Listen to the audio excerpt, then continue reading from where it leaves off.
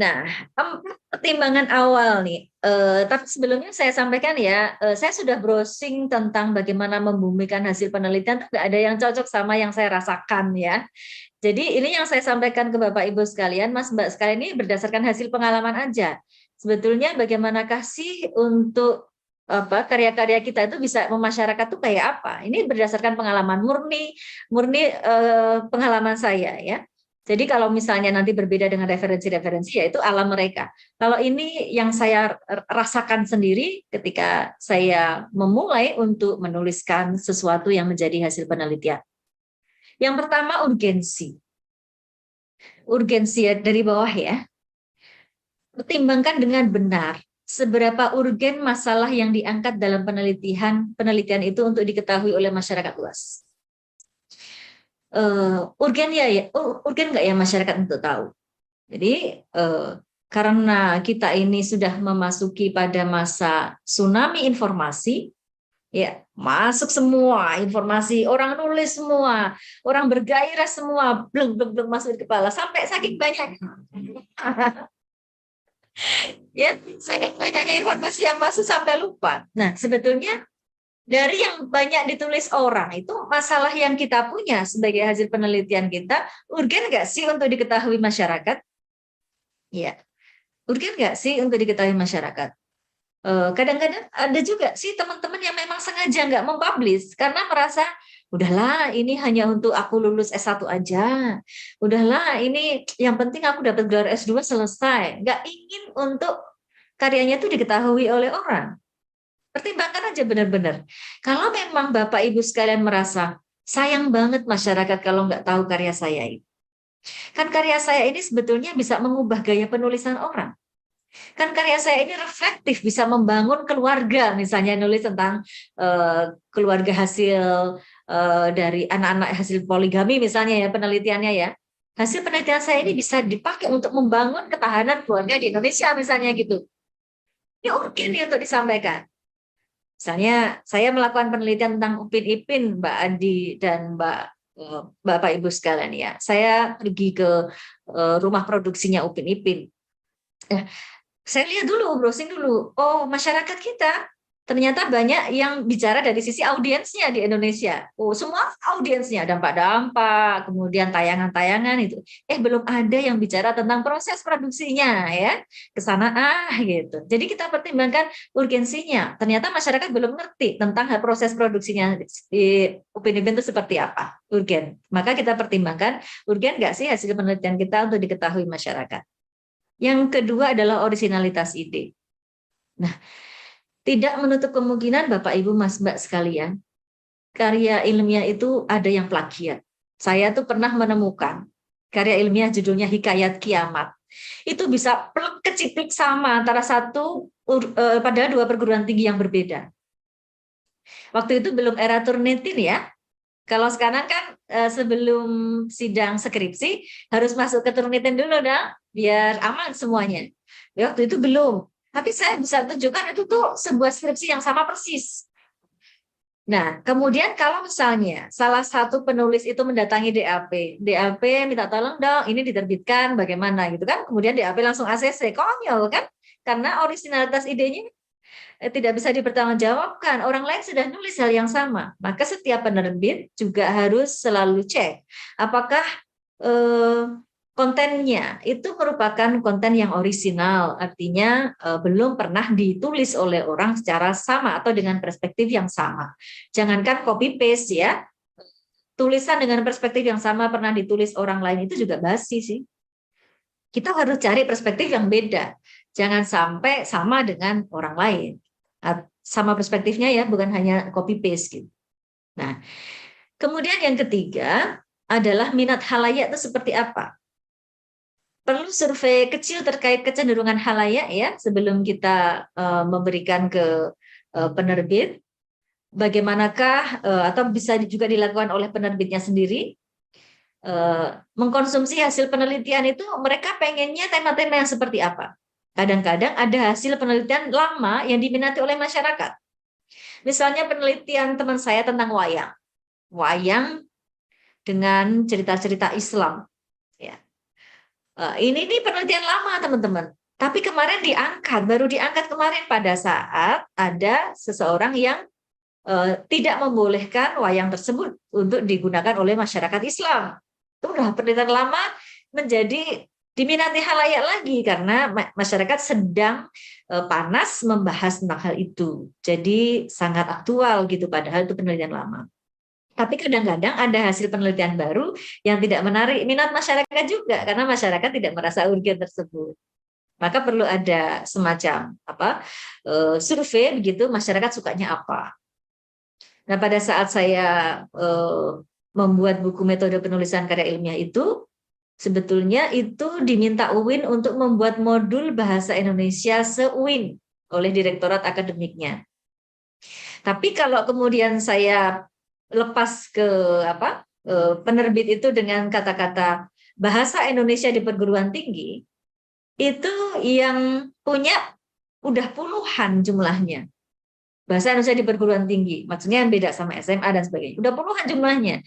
Ayo kita bikin yang lain. Nah, waktu itu teman saya yang punya ide, Pak Almarhum Suryadi, udah metode penulisan karya ilmiah aja, ya metode penulisan karya ilmiah. Ya. Mungkin beliau juga banyak doa buat saya, sehingga ini mau cetak lagi yang kesekian kali. Kemarin ini di Google Book juga udah ada sih untuk karena saya bilang gini, saya pengennya ini direvisi dikit. Nah, padahal stok udah hampir habis. Maka dia bilang ya udah sambil nunggu sempat merevisi, kita pakai di Google Book dulu aja gitu. Kata penerbitnya begitu. Itu teman-teman ya. Kecukupan teknis juga perlu dipikirkan masa-masa pada bagian yang terakhir, misalnya siapa nanti yang akan mereview ya. Karena kadang-kadang beda kepala, beda maksud. Di yang disertasi saya itu, saya harus mempertimbangkan siapa yang akan mengeditnya. Dia harus orang yang tahu kitab. Dia harus orang basis pesantren. Saya minta ada kisi-kisi ya, karena itu akan menambal kekurangan saya ketika saya membahas hal-hal yang tidak sensitif gitu ya. Kemudian penerbitnya juga memberikan, oke, ini yang akan mengedit, baru saya komunikasi, saya percaya. Oke, silakan bagian mana yang saya salah dibetulkan, bagian mana yang saya perlu ditonjolkan silakan ditandai gitu. Kemudian siapa yang membiayai? Kadang yang namanya penerbit itu kalau dalam perjanjian dengan saya belum pernah ada yang di atas 10% ya keuntungannya.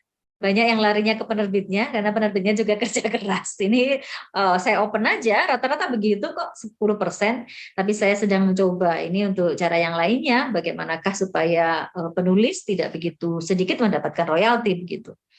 Lalu siapakah yang membuat cover? Saya bahkan yang ketiga, buku ketiga itu sampai rewel tentang covernya ya. Dia harus menggambarkan Nuruddin Araniri seperti apa, harus ada simbol manuskripnya, harus ada gambar nisannya dari orang yang tidak dia setujui dan sebagainya.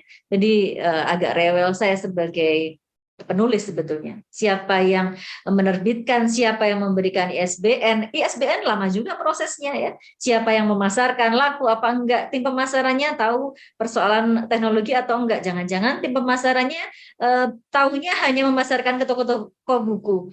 Tahunya hanya Bukalapak di pameran-pameran ya.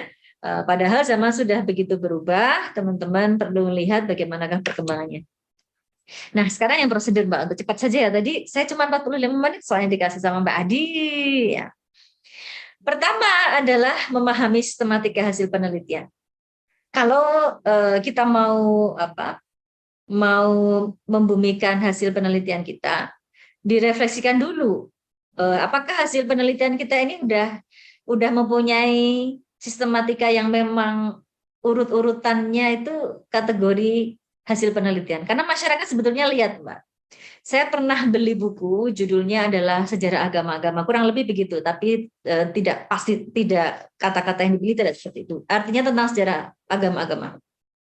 Bukunya tebal, wah, tapi dibungkus plastik ya. sampai rumah mau saya baca. Ternyata nggak ada referensinya. Jadi semua itu saya nggak tahu itu copy paste dari mana, itu referensinya apa, itu nggak jelas. Sistematika, apakah itu sebuah hasil sistematika penelitian, ataukah itu hanya sebuah comot sana comot sini, akhirnya nggak jelas. Ya seperti kucing dalam karung, akhirnya kita tidak tahu isinya. Maka kalau Anda mau menerbitkan atau membumikan hasil penelitian itu, pahami dulu apakah memang karya tulis Anda ini sudah sesuai dengan sistematika standar penelitian. Dalam arti yang telah saya sampaikan tadi, kita perlu memberikan gambaran awal kepada pembaca untuk menuju pada masalah. Setelah itu kita akan membahas masalah itu yang akan kita cari seperti apa. Kita akan meninjau bagaimanakah peneliti-peneliti sebelum kita. Kita akan memberikan pendekatan, teorinya apa, metodenya apa. Kemudian baru kita membahas pembahasan pertama, pembahasan kedua, argumentasi kita apa, baru kemudian kita simpulkan. Nah, itulah ciri-ciri dari hasil sistematika penelitian standar. Yang kedua adalah mengemas ulang judulnya. Ya.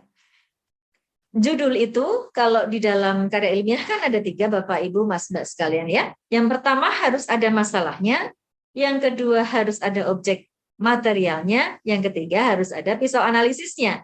Nah kalau itu nanti jadi buku kan bikin pusing. Bikin pusing. Ada masalah, objek material, pisau analisis, bikin pusing. Maka kemudian kita memilih yang lain, memilih yang mudah dicerna oleh orang lain. Ya seperti tadi sebetulnya penelitian saya adalah intoleransi dalam perbedaan pandangan beragama abad kesekian, ya, tinjauan atas 3 karya Nuruddin Araniri, yaitu ini dan ini. Itu akan sangat tidak marketable. Maka kemudian dibahasakan dengan diksi yang general, yaitu sisi lain Nuruddin Araniri. Selesai. Maksudnya Nuruddin Araniri itu punya sisi yang bagus, dipahami selama ini sebagai penyebar Islam di Indonesia, tapi ada sisi lainnya. Apa saja sisi lainnya? 1, ini 2, ini temukan di dalam buku saya kan gitu. Jadi yang memilih diksi ini juga nggak semalam jadi. Dengan penerbit itu sampai pegang kepala berkali-kali kita. Yang ini, no, itu tidak mewakili disertasi saya. Yang ini, Bu, enggak. Terus akhirnya dari saya sendiri, udah sisi lain Nuruddin Araniri. Mau, ya udah, jadi. Tapi lama diskusinya itu. Ditawarkan ini, nggak mewakili. Ini, kurang greget. Ini. Jadi diskusinya agak lama untuk menentukan judul itu. Yang pertama skripsi saya dulu juga begitu. Citra perempuan dalam layar terkembang, tinjauan kritik sastra feminis. Itu ilmiah banget.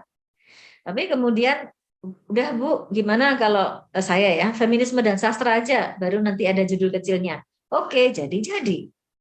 Itu yang paling banyak di repro. Kemudian untuk itu subjudulnya pun juga kita kemas yang berbeda teman-teman sekalian. Kalau yang pertama dalam hasil penelitian kan latar belakang penelitian gitu kan, judul diubah. Bukan latar belakang penelitian, tapi memahami Indonesia sejak tahun sekian. Misalnya gitu. Jadi kita harus ubah semua kata-kata yang sangat saintifik, ilmu akademik banget itu.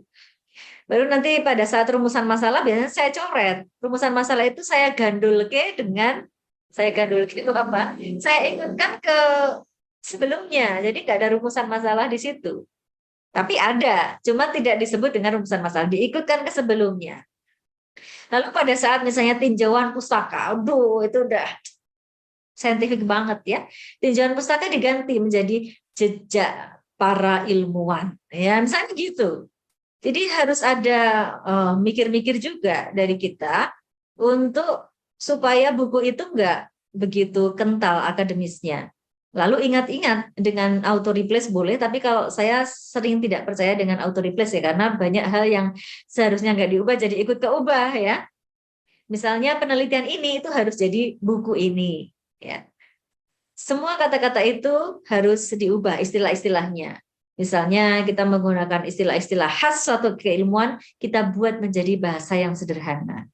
Jadi pemilihan diksi sangat bagus. Kalau Anda malas membaca karya Anda sendiri, berarti ada sesuatu masalah. Nah, sebelumnya kita harus baca sendiri nih. Kira-kira kita menempatkan sebagai pembaca, jangan langsung ya, misalnya kemarin habis nyusun skripsi, habis ujian skripsi, sekarang kita mau, jangan, endapkan dulu. Endapkan, setelah endapkan beberapa minggu misalnya, baru kita masuk membaca tulisan kita lagi sebagai pembaca, bukan sebagai penulis. Enak enggak dibaca, masuk cepat atau enggak, kata-kata mana yang harus diubah, dan sebagainya itu bisa keluar pada saat kita sudah mengendapkan. Hilangkan hal-hal yang terlalu teoretik ya. Pembaca itu bukan orang yang sedang berpikir apa yang kita pikirkan. Pembaca bukan ilmuwan yang berasal dari ilmu yang kita pelajari. Maka yang sifatnya teoretik dihilangin nggak apa-apa. Yang penting kita udah menjelaskan esensi dari tulisan kita itu arahnya kemana. Lalu hilangkan juga yang sensitif, teman-teman ya. Tadi saya katakan yang namanya logika akademik berbeda dengan logika masyarakat. Kalau memang ada hal-hal yang sifatnya sensitif, dihilangkan. Ya, ini juga ada bedanya antara disertasi saya dengan buku itu begitu. Yang sensi-sensi sudah saya delete biar masyarakat lebih bisa menerima gitu. Kemudian yang berpotensi dianggap narsistik, misalnya pada saat kita menulis penelitian kan kita kadang-kadang membuktikan, ini loh saya sudah di makamnya ini, nah, ini loh saya sudah di masjidnya ini loh saya sudah sampai ke Bojonegoro, misalnya kan ada buktinya supaya penguji tahu bahwa kita betul-betul melakukan penelitian lapangan. Tapi kalau itu jadi buku kan jadi kelihatan narsis. Nggak seru kalau penulisnya kok ikut mejeng di situ. Saya juga nggak suka kok kalau ada baca buku penulisnya bola-balik kok muncul terus ya. Kalau di skripsi, tesis, disertasi nggak apa-apa. Itu sebagai sebuah bukti bahwa Anda melakukan penelitian beneran. Tapi kalau menjadi buku jadi aneh karena sepertinya narsis ya. Nah, untuk yang sifatnya seperti itu ditahan supaya tidak semuanya di publik ya. Karena mereka bukan teman-teman kita, mereka adalah orang lain yang akan mengakses karya-karya kita. Sederhanakanlah pada bagian teori dan metode, teman-teman. Ini biasanya bagian yang paling rumit untuk diketahui oleh masyarakat. Sedapat mungkin kemampuan Anda untuk memilih diksi ala masyarakat itu bermain di situ. Ya, yang sifatnya teori-teori, kalau tadi Anda merasa dibuang kok sayang banget, dibuang kok kemudian esensinya menjadi kacau ya udah biarin aja masuk, tapi ingat dengan menyederhanakan kata-katanya, dengan menyederhanakan metode-metodenya atau langkah-langkahnya. Kalau metodenya ada 12, Anda bisa merangkum menjadi 6 bagian yang besar saja misalnya ya. Kalau 12 kan terlalu detail bagi masyarakat, pusing mereka dengan kontennya, mau masuk ke kontennya jadi males karena baca dulu bagian metodenya yang berliku-liku itu ya. Maka kita harus punya kemampuan untuk menyederhanakannya dengan baik. Yang kelima adalah memendekkan kalimat yang bertingkat ya. Kan kadang-kadang kalau yang namanya karya ilmiah itu secara argumentatif kita akan menggunakan logika kompleks. Akibatnya tanpa disadari seorang penulis itu menggunakan kalimat majemuk bertingkat kadang-kadang ya, banyak sekali daripadanya dan kemudian sehingga akibatnya kan banyak sekali. Nah yang seperti itu pendekin aja, jadi tinggal SPO itu lebih banyak menyenangkan bagi pembaca. Karena apa? Karena masuk dengan cepat. Info-info itu kalau cuman SPO itu masuk cepat. Tek, tek, tek gitu kan cepat. Ibarat arus kalau pendek-pendek ya, maka masuknya cepat tek tek tek gitu. Tapi kalau masih panjang sekali, pembaca mencernanya agak sulit begitu. Paragraf yang panjang juga kan kadang-kadang ada dalam menulis karya ilmiah paragrafnya panjang-panjang ya. Nah, nanti gimana caranya supaya paragraf itu kalau misalnya ada 2 sub pembahasan ya kita jadikan 2 paragraf supaya lebih enak dibaca mata. Karena kalau di HVS yang spasi 2 kan nggak apa-apa tuh paragraf panjang gitu. Tapi karena ini buku yang pendek paragrafnya panjang kan sepet di mata ya. Jadi dibaca tuh nggak enak banget ya, jadi dipendek-pendekkan jadi 2 atau 3 paragraf yang tadinya hanya 1. Kemudian kalau untuk artikel kita harus meringkas semua bagiannya ya, karena artikel kan hanya sekitar 15 halaman, 20 halaman, 24 sudah banyak sekali. Maka tentu dari penelitian kita yang panjang sekali itu harus net sepadat mungkin.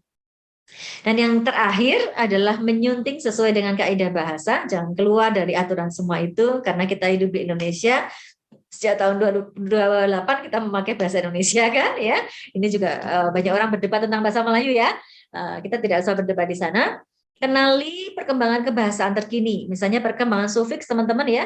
Sampai sekarang ini masih banyak yang pakai nil nil nil, padahal sebetulnya itu sudah berganti menjadi nal. Tradisional, landasan ideal, kemudian apa ya sentimental ya dan lain-lainnya. Semua yang il sudah tidak ada. Kita harus memperhatikan itu semua sudah menjadi al. Mbak Adi kalau tidak percaya nanti kalau ke kebun binatang semua yang kudanil sudah jadi kudanal pokoknya ya.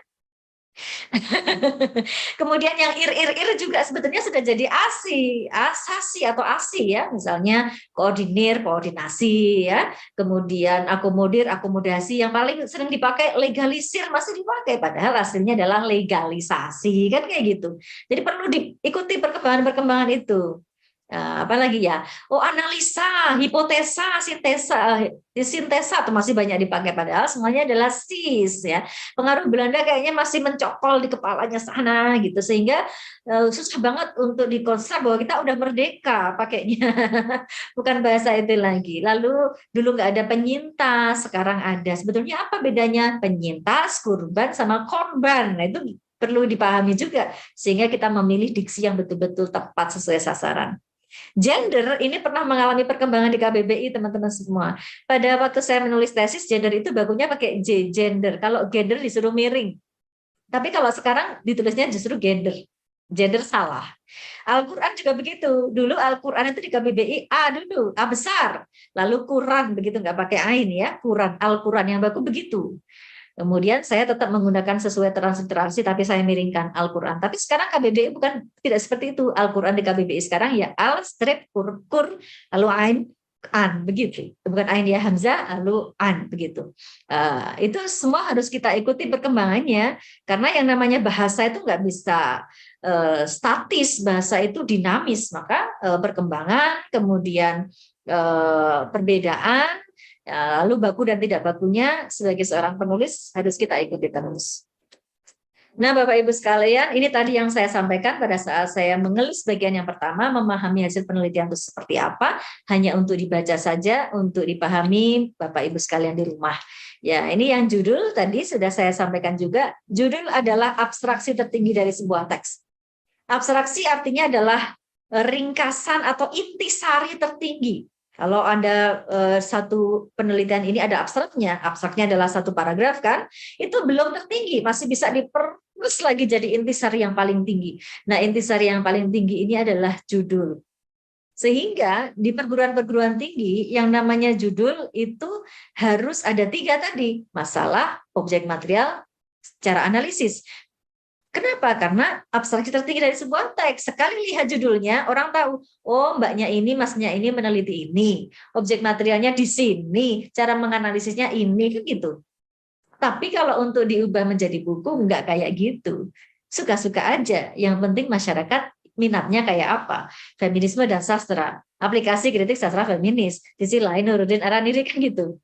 Maka kita tidak perlu melihat pada 3 hal itu lagi, bahwa dalam karya ilmiah harus ada masalah, harus ada objek material, harus ada cara analisis ya judulnya begitu, tapi kita melihat pada bagaimanakah supaya karya ilmiah kita itu bisa diterima oleh publik. Kemudian yang lain-lain, teman-teman harus perhatikan kutipannya, catatan kakinya, daftar pustakanya, ya, sumbernya dari mana. Kemudian ingat bahwa plagiarisme itu masih sering terjadi, maka kita harus waspada. Jangan M dan jangan W, jangan M, jangan malas, dan jangan ingin dibilang wow, ya, sehingga ini membuat kita menjadi terjebak pada plagiarisme. Ingat, plagiarisme itu undang-undangnya banyak, kita bisa masukkan ke krimsus, kriminal khusus karena melanggar dari hak orang lain itu. Itu saja dari saya sebagai awal.